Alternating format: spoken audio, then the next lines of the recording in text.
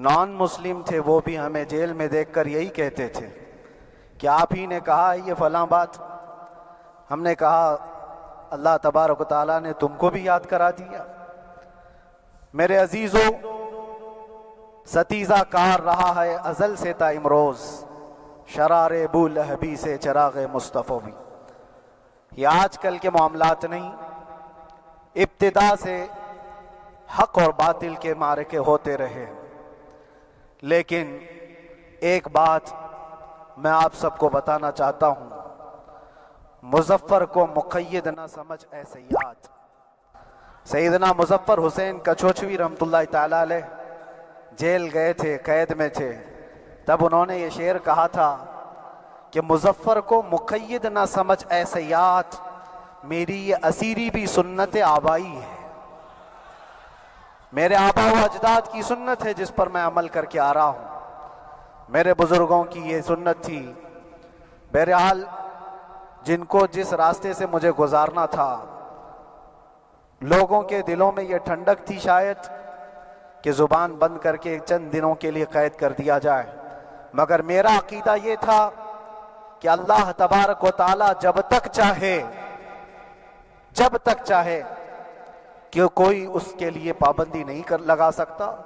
وَإِن يَمْسَسْكَ اللَّهُ بِضُرٍّ فَلَا كَاشِفَ لَهُ إِلَّا هُوَ. رب تعالیٰ فرماتا ہے اگر اللہ تعالیٰ تمہیں کوئی مصیبت دے تو اس کے علاوہ کوئی ٹال نہیں سکتا.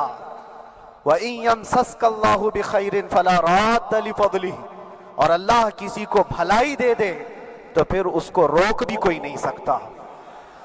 مولا تبارک و تعالیٰ اگر کسی کو کوئی مقام عطا کر دے تو ہزاروں کیڑوں کے پھڑ پھڑانے سے وہ مقام ختم بھی نہیں ہو سکتا. اللہ تبارک و تعالیٰ جس کو بڑھانا چاہے اس کے لیے کوئی راستہ رکاوٹ نہیں بن سکتا.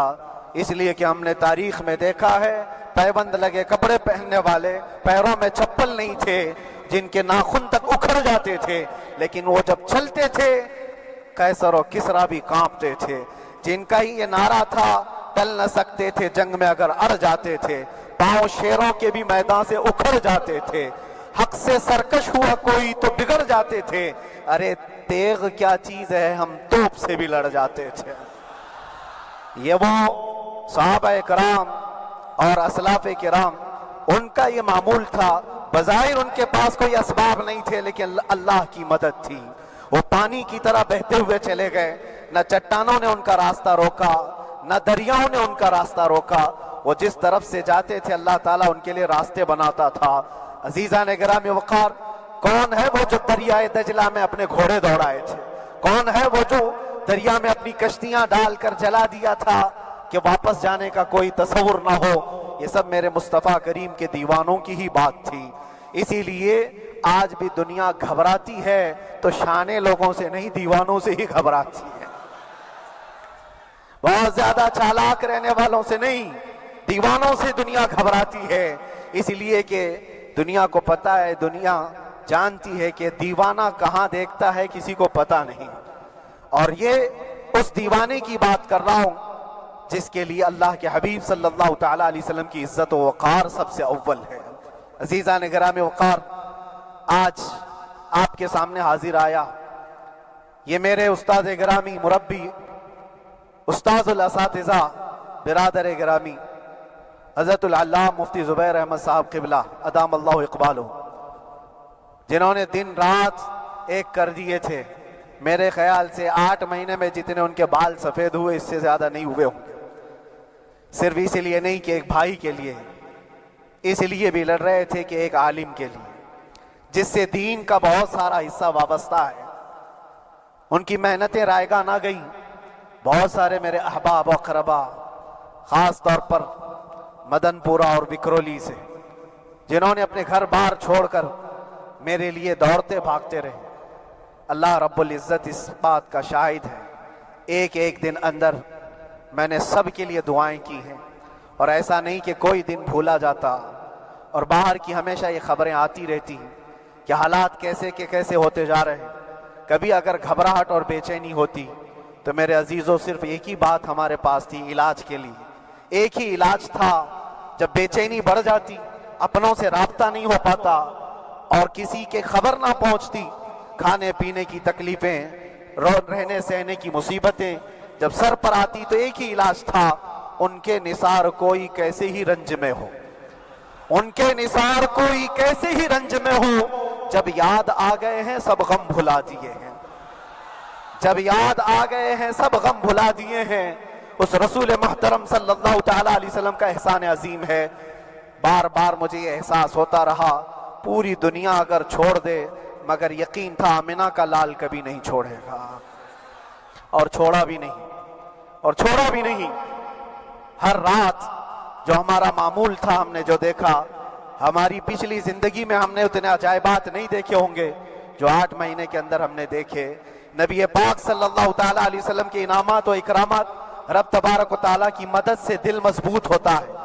عزیزان گرامی، ہم نے تو وہاں ایسے لوگوں کو دیکھا جو ڈپریشن کا شکار ہو کر کافر بھی ہو گئے، اور حالات سے گھبرا کر کے وہ انکار کر بیٹھے، کوئی خدا نہیں ہے، کوئی مدد نہیں آتی ہے۔ ایسے حالات وہاں دیکھے، لیکن ان حالات میں بھی اللہ تبارک و تعالیٰ کی مدد ساتھ رہی۔ رسول پاک صلی اللہ تعالیٰ علیہ وسلم کا انعام و اکرام یہ تھا کہ جس طرح سے گئے تھے اسی طرح سے واپس بھی آئے، جس طرح سے گئے تھے ویسی واپس آئے، اور نہ میرے مصطفیٰ نے باہر میری عزت میں کمی کی، نہ اندر عزت میں کمی کی، کہیں پر بھی نہیں۔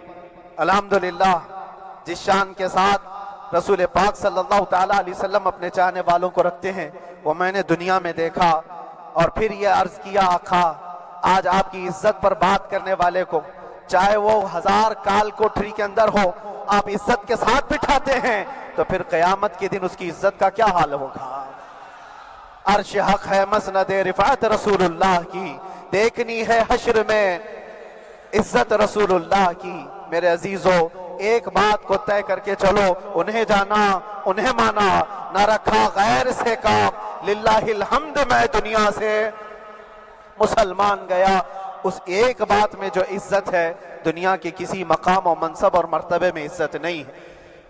اور حالات دنیا انشاءاللہ میں سناتا رہوں گا۔ اللہ تبارک و تعالیٰ جب تک یہ زبان رکھا ہے حق بولتے رہیں گے اور سناتے رہیں گے، اور بھی حالات آپ کو انشاءاللہ العزیز آگے سناتے رہیں گے۔ لیکن آج خصوصیت کے ساتھ میں جمعہ کے لیے اسی لیے حاضر آیا کہ یہاں کے لوگ پل پل یاد کرتے رہے۔ حضرت مجھے ہر بار خبر دیتے کہ جب نماز سے فارغ ہو کر کے میں نکلوں تو مجھے لوگ پکڑ لیتے، کیا ہوا، اب کیا خبر ہے۔ تو جس قدر آپ کی بے چینی تھی، بے قراری تھی، میرے عزیزو مجھے بھی ملنے کی بے چینی اور بے قراری تھی، لیکن یہ ایک سٹیج تھا جس سے گزارا گیا ہے، ایک مقام تھا جس سے گزارا گیا۔ میں تو ایک نکما آدمی، میں تو ایک کم پڑا ہوا ہوں، لیکن آپ کو بزرگان دین کی اگر تاریخ پتہ ہو، امام اعظم ابو حنیفہ رضی اللہ تعالیٰ عنہ جن کو ناحق جیل میں رکھا گیا تھا، امام موسیٰ کاظم رضی اللہ تعالیٰ عنہ 7 سال تک قید میں رہے۔ یہ کون امام موسیٰ کاظم؟ جن کے دربار میں جانے کے لیے غوث اعظم عبد القادر جیلانی رضی اللہ تعالیٰ عنہ 4 کلومیٹر دور اپنی چپل اتار دیا کرتے تھے۔ امام موسیٰ کاظم کا وہ دربار ہے جن کو باب الحوائج کہا جاتا ہے۔ اس امام کو 7 سال تک بغیر کسی قصور کے قید میں رکھا گیا، اور حد تو یہ ہے کہ اسی قید خانے میں زہر دے کر کے آپ کو مارا گیا ہے۔ آپ کا جنازہ جیل سے نکلا تھا۔ امام احمد بن حنبل جن کو 5 لاکھ حدیثیں یاد ہیں نبی پاک صلی اللہ تعالیٰ علیہ وسلم کی، بغداد کے سرے بازار آپ کو ننگی پیٹھ پر کوڑے مارے گئے۔ آپ کو اندازہ ہے بزرگان دین کی ایک لمبی فہرست ہے۔ جب میں وہاں گیا تھا تو ایک بزرگ کی بڑی یاد آئی، وہ تھے حضرت مجدد الفیسانی رضی اللہ تعالیٰ۔ اکبر جیسے ڈکٹیٹر کے سامنے، اس زمانے کے سب سے بڑے ڈکٹیٹر بادشاہ کے سامنے آپ نے حق بات کا اعلان کیا تھا۔ مجدد الفیسانی رحمت اللہ تعالیٰ علیہ نے فرمایا تھا کہ اسلام نام سے جو دین ہوگا وہ محمد عربی کا لایا ہوا ہی دین ہوگا، کسی اور بادشاہ کا بنایا ہوا نہیں ہوگا۔ اس بات پر آپ کو قید میں ڈالا گیا تھا، 8 سال تک قید میں رکھا گیا۔ 8 سال میں بادشاہ مر بھی گیا، بیٹا بادشاہ بنا، لیکن کسی نے آ کر جہانگیر کے سامنے یہ بات رکھی کہ آپ کے باپ نے جس مولانا کو قید میں ڈالا تھا گوالیار کی جیل میں، 8 سال میں جیل کا نقشہ بدلا ہوا ہے۔ تو تو بادشاہ نے پوچھا ہوا کیا ہے؟ کہا کہ اس مولانا نے 8 سال میں تقریباً 700 قیدیوں کو عالم بنا دیا ہے۔ درس حدیث، درس تفسیر، قرآن کا علم، نمازیں جماعتوں سے وہاں اس طرح ادا ہوتی ہیں جیسے لگتا ہے گنبد خضرا کی چھاؤں میں ہے۔ رب تبارک و تعالیٰ کا یہ احسان عظیم تھا۔ ان 8 مہینوں میں بحمدہ تعالیٰ میں نے اپنی لائف میں کبھی اتنی امامت نہیں کی تھی جتنی وہاں امامت کیا، اس لیے کہ پابندی نہیں ہو پاتی۔ جب جب امام رہا مسجد میں چھٹیاں ہوا کرتی تھی، ادھر ادھر آنا جانا، لیکن وہاں پر کبھی کسی نماز میں چھٹی نہیں ہوئی۔ اور امامت اللہ تبارک و تعالیٰ کو جہاں لینا ہے وہاں لیتا رہے۔ اور مجھے اس بات کا تھوڑا قلق تھا، 24 سال سے میں تراویح سنا رہا تھا، 24 تراویح ہو چکی تھی، رمضان المبارکہ 24 گزر چکے تھے، 25واں سال تھا، ظالموں نے مجھے رمضان سے پہلے اندر کر دیا۔ بار بار یہ خواہش ہوتی تھی کہ میری تراویح چھوٹنے نہ پائے، 25ویں تراویح ہے، 25ویں محراب ہے، لیکن رب تبارک و تعالیٰ کا احسان، اندر موجود سارے مسلمانوں نے یہ مطالبہ کیا کہ ہم یہاں جماعت سے تراویح قائم کریں گے۔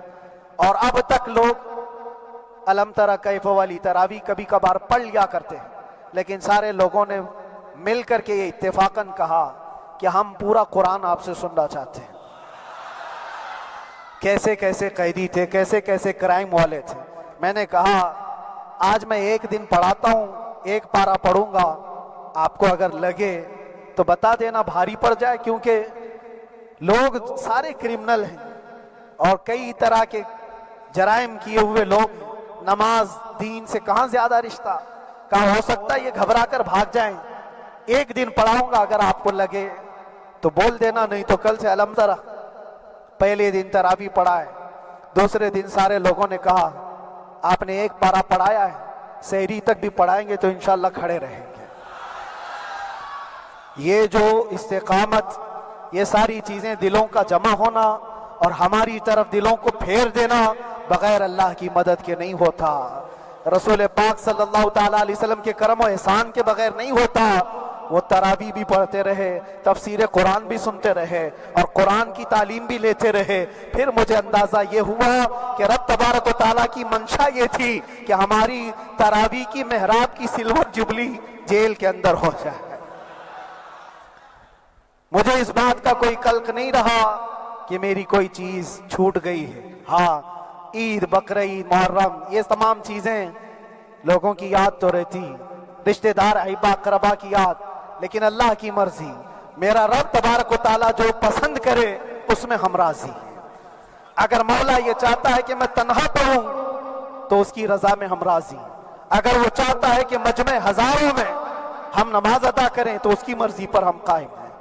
عزیزان گرامی وقار، صبر و سکون کے ساتھ جو حالات گزرے اس میں سب سے بڑا کردار آپ سب کی دعاؤں کا ہے، سب کی دعاؤں کا۔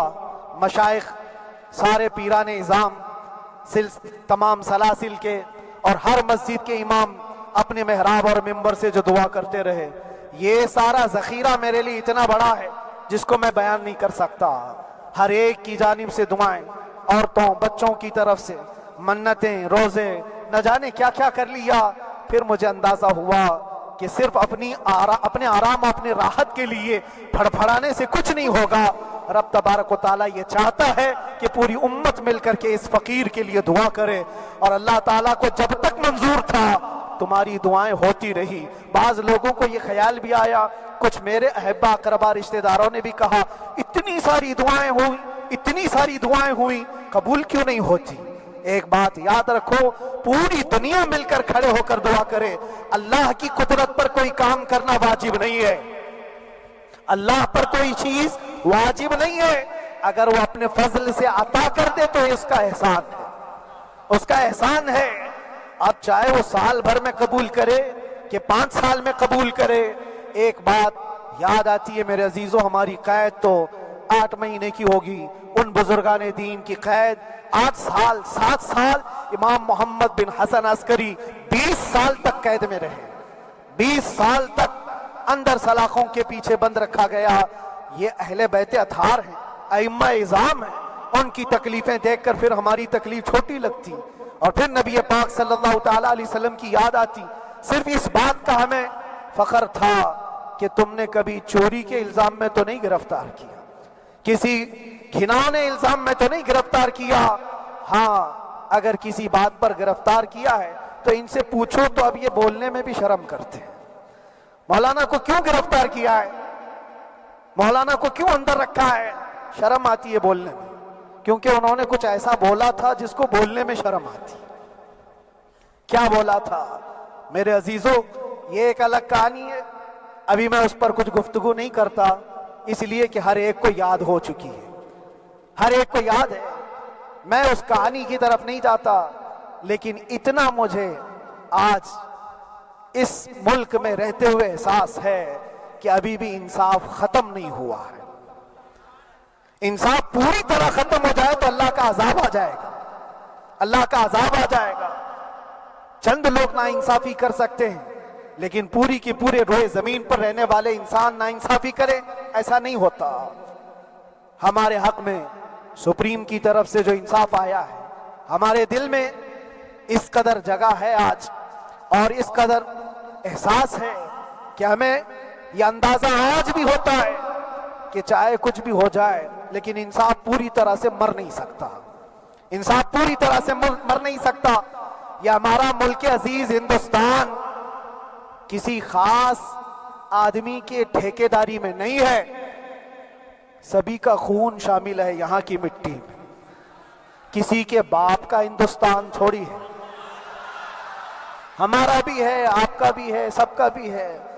اور میرے عزیزو پتہ نہیں, یہ بھی شاید راحت اندوری صاحب کا شعر ہے, اور اس سے پہلے بھی کچھ بولا تھا وہ بھی ان کا ہی تھا, تو ڈینجر ہی ہوا کرتا ہے. اللہ تبارک و تعالیٰ آپ سب پر فضل فرمائے, کرم فرمائے. جو چیز خاص طور پر بولنی ہے وہ یہ ہے, ان حالات سے آج جو گھبرائے ہوئے ہیں یہ وہ لوگ ہیں جو عیش پرست ہیں. میں کسی کو خاص ٹارگٹ کر کے نہیں کہنا چاہتا, لیکن بہت سارے وہ لوگ جو اثر و رسوخ رکھتے ہیں لیکن وہ آگے آنا نہیں چاہتے. دین اسلام پر حملے ہوں, حضور پاک کی عزت پر حملہ ہو, کسی کو بولنا نہیں ہے, کیونکہ پتہ ہے دیکھو اس مولانا کو کس طرح کی ہے, اسی طرح دوسروں کو بھی کر دیا جائے. جو کمفرٹ زون میں بیٹھنے کے عادی ہو گئے وہ اپنا ایریا چھوڑ کر ہٹنا نہیں چاہتے.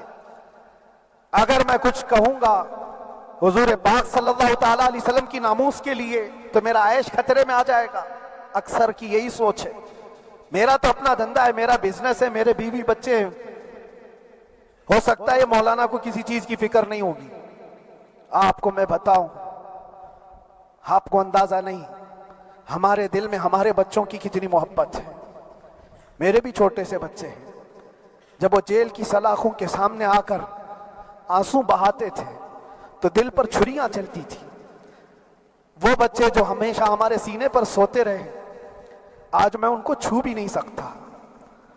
جب وہ سلاخوں کے پیچھے کھڑے ہو کر دور سے رو کر کے چلے جاتے 15 منٹ, تو کیا ہمارے دل میں بچوں کی محبت نہیں؟ کیا ہمارے گھر بار نہیں, ہماری بہنیں, ہمارے بھائی, ہماری ماں نہیں؟ کتنے تو دن ایسے ہوئے کہ میری ماں کو دورے پڑتے رہے یاد کے لیے, تو کیا وہ ہمارے اوپر کیفیت نہیں آتی کہ ہم خامخواہ یہ مصیبت کیوں مول لی ہے؟ میری بیٹی تو جھگڑا کرتی اس بات کو کہ کیوں آپ اکیلے ہو, بہت سارے لوگ ہیں سب کا خیال کرتے ہوئے, لیکن میرے عزیزو یہ ان کی اپنی محبت ہے.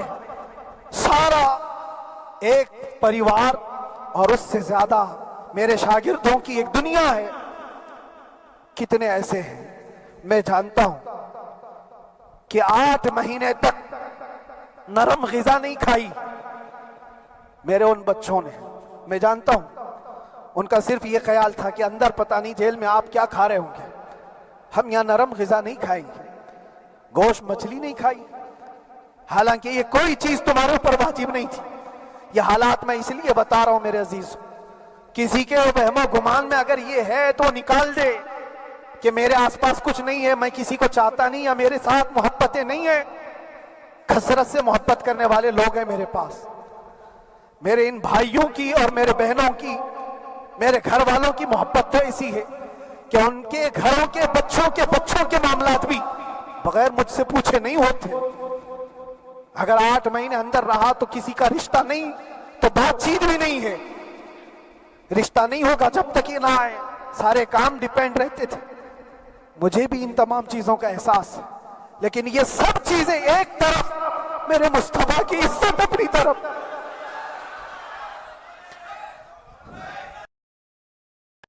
پانچ منٹ میں ملے گا، ورنہ 50 روپے آپ کے۔ نہیں تو 50، 5 نہیں تو 50۔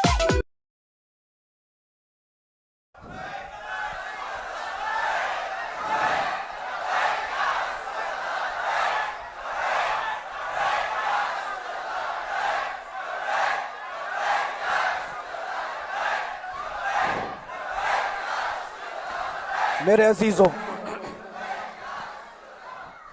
ہر ایک کے آنسوں کے قطرے میں نے دیکھے، بھائیوں کے، بہنوں کے، میرے پاس ملنے کے لیے میرے جو شاگرد آتے ان کے، یہ اکثر جب جیل کی دیوار پر آ کر کھڑے ہوتے، ان کی آنکھیں لال، یہ آنسو بہاتے 15 منٹ ملاقات کر کے چلے جاتے۔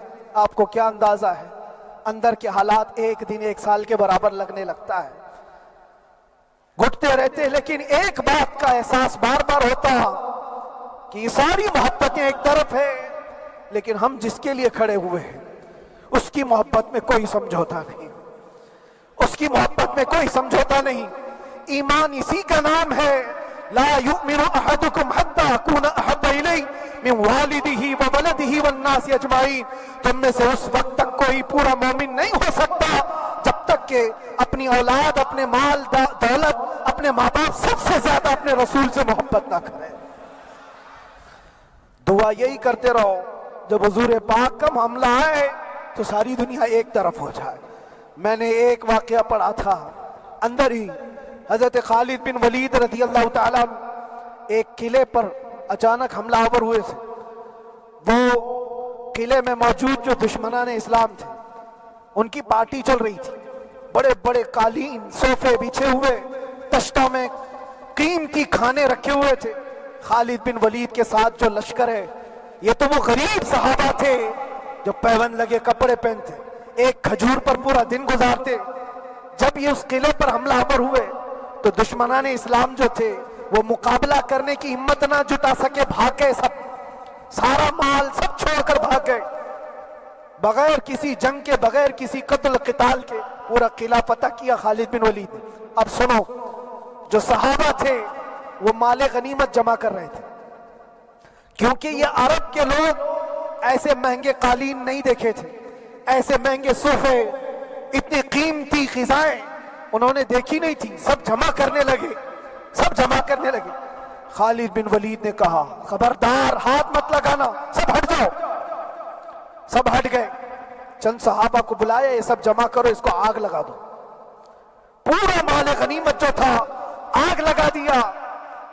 تو جو صحابہ تھے وہ کہنے لگے کیا یہ اچھا ہوتا، یہ سب میں آپ تقسیم کر دیتے، یہ بہت قیمتی چیزیں ہیں، عرب میں ہم لے جاتے تو یہ بہت مہنگی چیزیں ہیں۔ خالد بن ولید نے کیا کہا جانتے ہو؟ کہا اگر تم کو بھی ان تمام چیزوں کی عادت لگ جائے تو تم بھی ویسے ہی بھاگو گے جیسے یہ بھاگے۔ یہ آج جو ہمارا مقابلہ کرنے کی طاقت نہ لا سکے اور بھاگ گئے، اس کی وجہ یہ ہے کہ وہ عیش پرست ہے، عیاشی ان کے اندر تھی جس کی وجہ سے وہ کھڑے نہ ہو سکے۔ اور جب یہ عیاشی آئے گی تم کھڑے نہیں ہو سکو گے، کھڑے نہیں ہو سکو گے۔ آج میں یہی بات دہرانا چاہتا ہوں، جو بہت بڑے چہرے لے کر بیٹھے ہوئے ہوں، وہ سیاسی اثر و رسوخ رکھنے والے بھی کمفرٹ زون میں رہنا چاہتے ہیں۔ میں چند لوگوں کو چھوڑ کر کہہ رہا ہوں، اکثر کا حال یہ وہ سوچتے ہیں کہ ہمارے اس دائرے سے نکلیں گے تو ہمارا عیش خطرے میں آ جائے گا، گھر بار خطرے میں آ جائے گا۔ یہ دنیا کی محبت انسان کو بزدل بناتی ہے، بزدل بناتی ہے۔ اس لیے میرے عزیزو، آپ جب کبھی یہ بات آئے، ایک طرف میرا پورا خاندان، ایک طرف میرے عیش کی زندگی اور ایک طرف رسول پاک کی عزت کا معاملہ، تو آپ مجھے بتاؤ آپ کس بات کا فیصلہ لیں گے؟ اسی بات کا فیصلہ لینا ہوگا نبی پاک صلی اللہ تعالی علیہ وسلم کی عزت کی خاطر تمہیں اس بات کا فیصلہ لینا ہوگا. اپنا سب کچھ گنبد خضرا کل بھی تھا میرے نبی سے میرا رشتہ کل بھی تھا اور بتلا دو گستاخ نبی کو غیرت سنی زندہ ہے، ان پہ مر مٹنے کا جذبہ کل بھی تھا بس یہ جذبہ باقی رہے. ہم کسی کو لڑنے کے لیے، مرنے کے لیے، مارنے کے لیے میدانوں میں اتارنے کی بات نہیں کرتے. میں اکثر اپنی تقریروں میں کہا کرتا ہوں، یا آپ سے پہلے بھی کیا، اگرچہ میری تقریروں کو ڈائیورٹ کیا جاتا ہے، آج بھی بہت لوگ ہوں گے، بلکہ آج مدن پورہ کا یہ پہلا جمعہ ہے. مجھے اندازہ ہے پورا ہندوستان نہیں، باہر بھی سب کی نظریں اس پار ہیں کہ آنے کے بعد یہ کیا بولتا ہے، آنے کے بعد یہ کیا بولتا ہے. سب اسی انتظار میں ہیں. میں سب کو ایک ہی میسج دوں گا، آنے کے بعد وہی بولے گا جو پہلے بولتا تھا.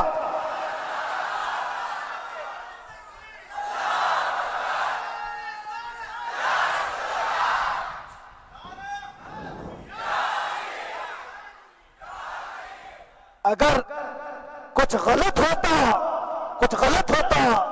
تو ہمارے اس ملک عزیز ہندوستان کی سب سے اعلیٰ عدالت یہ نہیں کہتی کہ ان کے اسپیچ میں کوئی ہیٹ مسئلہ نہیں ہے. وہ ہمیں اندازہ ہے میرے عزیزوں. ہاں جہاں غلطی ہوگی ہم بھرے اعلان کے ساتھ کہیں گے کہ ہم سے یہ غلطی ہو گئی، ہم سے یہ خطا ہو گئی، زبان پھسل گئی. لیکن جو چیز نہیں ہے تو اگر تم زبردستی اس کو کہو گے تو یہ ہم نہیں مانتے. ہاں بس اتنی دعا میرے حق میں کریں کہ جتنی بھی زندگی باقی ہے اللہ تبارک و تعالی حضور پاک کی محبت اور ان کی عظمت کی حفاظت کے لیے جیتے مرنے کی توفیق عطا فرمائے. ہمارا کام صرف اتنا رہ گیا، جو میسج دینا تھا وہ ہم نے دے دیا. اب جو حالات آ رہے ہیں میرے عزیزوں، آپ سب کے لیے بھی میں یہ گزارش کروں گا، دین کی طرف آ جاؤ، سچائی کی طرف آ جاؤ، ورنہ گاجر مولی کی طرح کٹ جاؤ گے، ختم ہو جاؤ گے. دین کی طرف آؤ، سچائی کی طرف آؤ. اور اسلام نے کہیں پر بھی تمہیں کسی طرح کے آتنک اور دہشت کی تعلیم نہیں دی ہے. کہیں پر کسی ٹیررسٹ کی کوئی بھی تعلقات کی. کہیں مجھے کوئی بات بتا دو، اگر کوئی مسلمان اس طرح کی حرکتیں کر جاتا ہے جس کو یہ لوگ بدنام کرتے ہیں تو ہم سمجھتے ہیں اس کا اسلام سے تعلق نہیں ہوگا. اسلام سے تعلق ہوتا تو اس کے اندر صدیق اکبر اور فاروق اعظم کی ادائیں ہوتی. آج آپ کو وہ معاشرہ زندہ کرنے کی ضرورت ہے. میں نوجوانوں سے کہوں گا، بہت دن گزار لیے ٹک ٹاک پر مجرے، اور تمہارے اس انٹرنیٹ کی دنیا پر جس طرح تم نے آوارگی کر لی ہے، اب وقت کم بچا ہے. آ جاؤ میرے نبی پاک کی گنبد کی چھاؤں میں. عزت وہیں پر ہے، انہی کے قدموں میں عزت ہے، اور یہاں پر بھی ہے اور آخرت میں بھی ہے. آخرت میں بھی ہے. بس اس عزت کے لیے آپ سب سے میں گزارش یہ کروں گا، سچائی کی طرف واپس آ جاؤ، سچائی کی طرف واپس آ جاؤ. جو تمہاری نمازیں باقی ہیں اس کو پوری کر لو، اس سے پہلے کہ دنیا تم پر نماز پڑھ دے، اس سے پہلے کہ تمہارے جنازے کی نماز پڑھی جائے اپنی نمازیں کمپلیٹ کر لو. اور علماء ذوی احترام کا ادب و احترام اپنے اندر رکھو. صرف اس بات کے لیے آپ کو میں احساس دلانا چاہتا ہوں کہ مجھے جس راستے سے گزارا گیا، جتنے دن قید و بند کی صحبتیں گزاری گئی، یہ صرف یہ میسج دینا تھا کہ پھر اس مولانا کا یہ ہو سکتا ہے تو چھوٹے چھوٹوں کی کیا کر دیں گے. ایسا اگرچہ آ جائے موقع تب بھی گھبرانے کی ضرورت تھی. آپ کو پتہ ہے اس ملک عزیز ہندوستان کی آزادی میں 30,000 علماء کو پھانسیوں پر لٹکایا گیا. انگریزوں نے 30,000 علماء کو کشمیر سے لے کر دلی تک ہر درخت پر ایک عالم کی لاش لٹکتی تھی. انہوں نے قربانیاں دی ہیں، قربانیاں بزرگان دین کے علماء ذوی احترام کی ہوئی ہیں. یہ اور بات ہے کہ اس جنریشن نے آج ہم کو دیکھا تو ان کو بہت بڑا لگتا ہے. یہ کوئی بہت بڑی بات نہیں تھی، بہت بڑی بات نہیں تھی. اس پروسیس سے بہت سارے علماء کو گزارا گیا ہے. سرکار مجاہد ملت رحمت اللہ تعالی علیہ ایمرجنسی کے زمانے میں 18 مہینے تک قید میں گزارے. 18 مہینے تک ایمرجنسی، وہ بھی ڈکٹیٹر کا زمانہ تھا. اس زمانے میں بھی آپ اندر رہے، لیکن باہر آنے کے بعد نہ آپ کے مشن میں کوئی کمی آئی، نہ آپ کی زبان میں کوئی لکنت آئی. اللہ حوالے جو ہے وہ اللہ کی رضا کی طرف اور رسول پاک کی رضا کی طرف ہوتے ہیں. ہم سب بھی اس مشن کو آج یہاں سے زندہ کرتے ہیں. جہاں سے ہم چھوڑے تھے وہیں سے آگے بڑھتے، جہاں سے ہم چھوڑے تھے وہیں سے ہم آگے بڑھتے ہیں. کسی کو اگر کچھ برا لگتا ہے تو وہ اس کے سمجھ کا قصور ہے، اس کے فہم کا قصور ہے. ہم نے کسی کو ٹارگٹ کر کے کبھی کہا نہیں، بلکہ یہ تو کامن بات ہے، ایک تو کامن کہی جانے والی بات ہے. فخر سے اگر کوئی آدمی اپنے گھر میں کہے کیا بات ہے مولانا، آج صبح سے تمہارے گھر میں کچھ ہلچل نہیں ہے، کچھ ہلچل نہیں ہے. ہو سکتا ہے تمہارے گھر میں کوئی نہ ہو، تم اکیلے بیٹھے ہو، بیوی کہیں گئی ہے، ماں کہیں گئی ہے، گھر میں کوئی بنانے والا نہیں ہو، گھر میں خاموشی ہے، تو تم اگر اس کو جواب دے دو کہ کچھ دیر کی خاموشی ہے، شام میں آ جائے گی، کچھ دیر کی خاموشی ہے، شام میں آ جائے گی، تو کیا گناہ کیا؟ کیا گناہ کیا؟ اس کے حالات پر وہ بول رہا ہے، اس کے گھر میں خاموشی ہے اسی لیے بول رہا ہے. ہم نے بھی اسی لیے کہا کچھ دیر کی خاموشی، اسی لیے کہ ہم جانتے ہیں اسلام وہ نہیں ہے جو یہاں دکھ رہا ہے آج. اسلام تو وہ تھا جو صدیق اکبر کے زمانے کا تھا، اسلام تو وہ تھا جو فاروق اعظم کا تھا، اسلام تو وہ تھا جو عثمان غنی اور حیدر کرار کا تھا. تو وہ جو ہلچل تھی وہ خاموش ہے. صلاح الدین ایوبی کا دور تھا، وہ اسلام کی ہلچل تھی. تو میرا گھر آج خاموش ہے، اس لیے تو میں پکار کر کے رہا ہوں کچھ دیر کی خاموشی ہے. اور ہمیں اپنے رب سے یقین ہے یہ خاموشی ایک شام ٹوٹے گی، کوئی صلاح الدین آئے گا. اور اللہ تبارک و تعالی ہم سب کے اس عزم اور حوصلے کو زندہ رکھے اور آپ سب کی محبتوں کو سدا سلامت رکھے، اور میرے آقا صلی اللہ تعالی علیہ وسلم کے قدموں پر مر مٹنے کی ہمیں توفیق عطا فرمائے. وآخر دعوانا الحمدللہ رب العالمین. لبیک یا رسول اللہ.